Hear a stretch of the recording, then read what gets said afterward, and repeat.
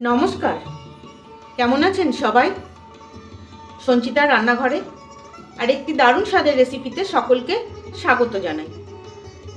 আজকে আমি দেখাবো ধনেপাতার কাটলেট। প্রথমে আমি একটা মশলা করে নেব, সেই জন্য নিয়ে নিচ্ছি একটা মিক্সিং জার। এতে দিয়ে দেব স্বাদ মতো কাঁচা লঙ্কা, প্রায় 8-10 কোয়া রসুন, এখানে ছোট বড় মিলিয়ে 10-12 কোয়া আছে, আর 2 ইঞ্চি মতো আদা। এর মধ্যে দিয়ে দেব এই আঁচল খানিক মতন কাঁচা বাদাম, দিয়ে দেব এই প্লাস্টিকের চামচের 1 চামচ, এই 1.5 চামচ মতন জিরে, এই প্লাস্টিকের চামচেরই 2 চামচ ধনিয়া, আর দিয়ে দিচ্ছি চামচখানেক জোয়ান। ওটা একটু কম পড়লো তাই আর একটু দিলাম। দিয়ে এটা আমি একটু আধা ভাঙা পেস্ট করে নেব। এবার আমি কিছুটা 1 আটি মতন ধনেপাতা জল ঝরিয়ে খুব ভালো করে কেটে নিয়েছি। বেশি জল না থাকাই ভালো, আর কিছুটা জল আমি যতটা পেরেছি মুছে নিয়েছি। এর মধ্যে দিয়ে দেবো এই যে আধা ভাঙা করে নিলাম এই পেস্টটা, আর দেব এই কাপখানেক বেসন, 1 কাপ, হাফ কাপ দিচ্ছি আটা, আর এই 1.5 কাপ হাফ কাপের মতোই আর একটু সামান্য কম দিচ্ছি চালের গুঁড়ো, দিচ্ছি 2 চামচ মতো তিল, সাদা তিল, দেব স্বাদ মতো লবণ, দেব অল্প একটু হলুদ, আর দেব অল্প একটু চিনি। চিনিটা যদিও অপশনাল, এটা আমরা খাই তাই দিচ্ছি। দিয়ে দেবো চামচ 2 তেল, আর দেব সামান্য একটু খাবার সোডা। এবার এটাকে খুব অল্প অল্প জল দিয়ে একটা রুটি মাখার ডো যেরকম হয় ওইভাবে আমি মেখে নেব। খুব সুন্দর করে মেখে নিয়েছি। আমার মাত্র 1 টেবিল চামচ জল লেগেছে। এখানে যেহেতু নুন দেওয়া হয়েছে, ধনেপাতাটা জল ছেড়ে দিয়েছিল, সেই জলেই মাখা হয়ে গেছে। জল প্রথমে একদমই দেবেন না, তাহলে কিন্তু মাখা ভালো হবে না। এই যে একদম রুটির ডোয়ের মতন করে নিয়েছি।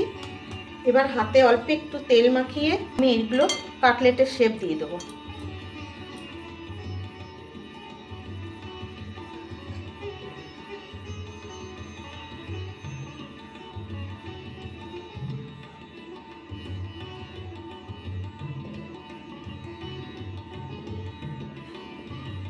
আগে কিন্তু একদমই জল দেবেন না, কারণ লবণ আছে। লবণ থাকাতে ধনেপাতাগুলো কিন্তু প্রচুর জল ছেড়ে দেবে। হাতে একটু তেল বা আটা লাগিয়ে, যেরকমভাবে পুলি করে, একটু আটা হাতের মধ্যে বুলিয়ে বুলিয়ে এইভাবে শেপ দিয়ে নেবেন, না হলে বেসন তো হাতে একটু লেগে যায়। আর এই কাটলেটগুলো আমি ফ্রিজে রেখে দেবো কম করে 10 মিনিট। আধা ঘন্টা রাখতে পারলে ভালো, কিন্তু আমি 10 মিনিট রাখবো। আধা ঘন্টা পর আমি এই যে এগুলো নিয়ে ফিরে এলাম, দেখুন শক্ত হয়ে গেছে। এইভাবে কিন্তু রেখে দিয়ে রোজ দুটো একটা করে বের করেও খাওয়া যায়। এবার আমি এগুলোকে ভেজে দেখাচ্ছি।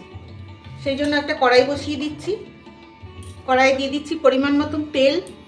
তেল খুব ভালো গরম না, মোটামুটি গরম হয়েছে। এই যে যাতে এরকম করলে একটা গরম ভাব আসে।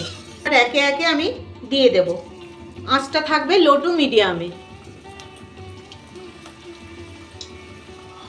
সবগুলো ভাজা হয়ে গেছে, দেখুন সোনালি করে।